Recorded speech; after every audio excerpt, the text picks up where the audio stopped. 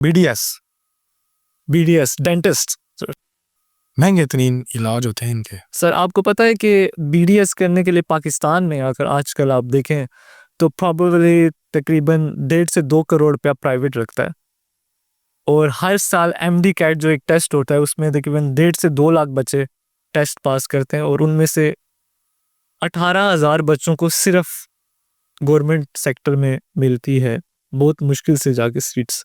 बाकी जो होते हैं वो different sort of medical things में चले जाते हैं, डी फॉर्म में चले गए, मेडिकल के जो सारे सब्जेक्ट्स हैं उसमें चले जाते हैं, और उनमें से सिर्फ 0.3% जो परस्यू करते हैं private. It's so expensive in Pakistan. और जो मज़े की बात है, जो 10% जाते हैं गवर्नमेंट में और जो 90% रह जाते हैं, जो नहीं जा पाते और दूसरी मेडिकल फील्ड्स में चले जाते हैं, उनके पास लेक ऑफ एक्सप्लोयर।